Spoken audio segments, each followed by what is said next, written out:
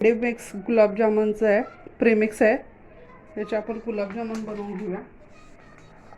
हे प्रेमिक्स मी छान करून घेते.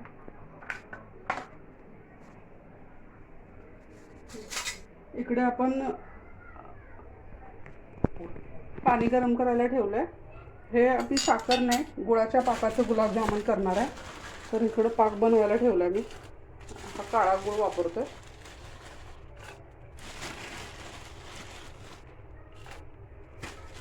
गोळे तयार करून घेईपर्यंत हा पाक तयार होईल आपला. हे दुधामध्ये प्रेमिक्स भिजवून घ्यायचा, त्याचे गोळे बनवून घ्यायचे.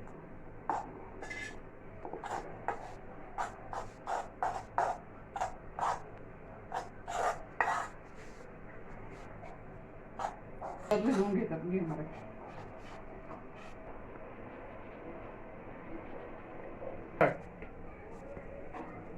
त्यात मी हलकासा रवा टाकून घेते.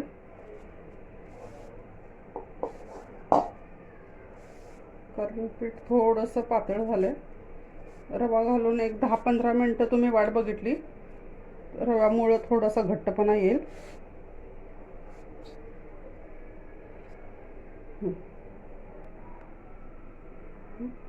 त्याला असंच ठेवते. एक 10 मिनिटातच थोडासा घट्टपणा येईल.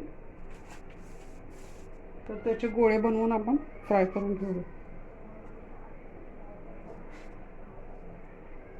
थोडंसं चिमटभर, जे हाताला वगैरे चिकटलेलं असते ना पातळ झाल्यावर, ते सगळं क्लीन होण्यासाठी थोडंसं चिमटभर गव्हाच्या पिठाने हे करून घेतलं. हात क्लीन आणि कढई क्लीन झाली बघा.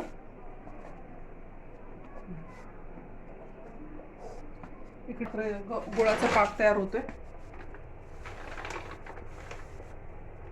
हे बघा, आता ही कढई आपली क्लीन झाली आहे आणि हा गोळा तयार झालाय. ह्यात आपण रवा ॲड केल्यामुळं आता हे थोडं अजून घट्टपणा येईल. थोड्या वेळाने एक 10-15 मिनिट वाट बघूया आपण आणि ह्याचे गोळे बनवून फ्राय करायला घेऊया. आता पाऊस पडतोय बाहेर, मैदा आणायला जायला वेळ नाही आहे, त्यामुळं मी थोडा रवा ॲड केला यात. आणि हात क्लीन करायला थोडंसं गव्हाचं पीठ यूज केलं आहे. आता इमर्जन्सीला काय करणार, मी पण फर्स्ट टाईमच यूज करतोय, तर आपण बघूया कसं होतंय ते.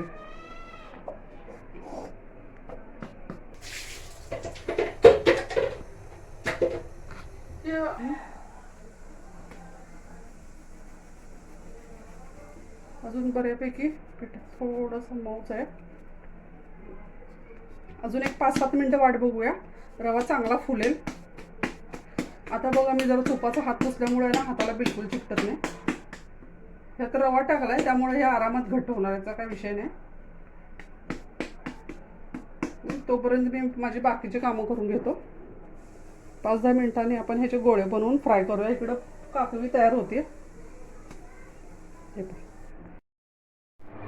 हे पहा, आता सगळे आपण गोळे तयार करून घेतले.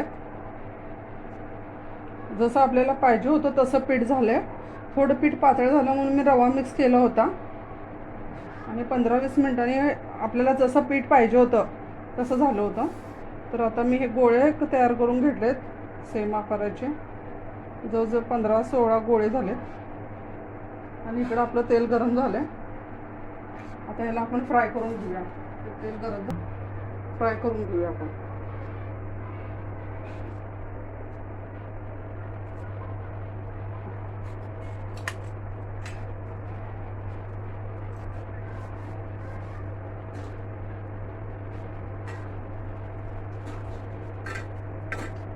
थोडी साईज मी मोठी मोठी बनवली आहे. हे पहा, लगेच फुलायला पण लागले पोळी मस्त. स्लो गॅसवरती सावकाश भाजून घ्यायचं.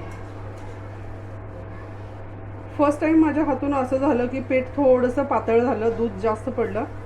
तर मी ट्राय करायला म्हणून रवा मिक्स केला आणि हाताचं क्लीन करायला, कढई क्लीन करायला थोडं गव्हाचं पीठ हातावरती घेतलेलं. तर बघू आता कसं होतंय. बघा, कलर यायला आलाय, हलका गुलाबी कलर यायला आलाय, तुम्ही बघायला आला.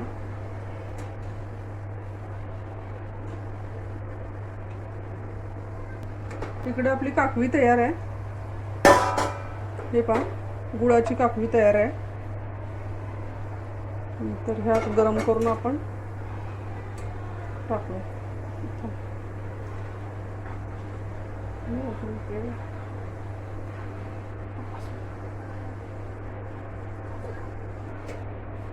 तर हे अगोदर आपण पहिले 4 काढलेत. थोडं थंड झाल्यानंतर आपण ह्याला पाकात सोडायचं. हे बघा आता हे सगळं हलकं थंड होऊ दे. मी काय करते, इन्स्टंट खायला अंकुश मागेल ना, म्हणून ह्याला एक लाईन मारतो चाकूनी, तर थोडं ती काकवी आत जाईल.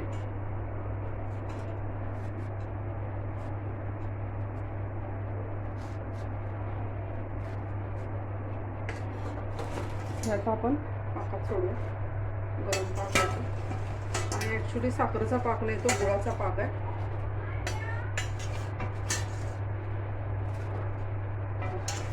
त्यात आपण इलायची कुटून घातली, टाकली.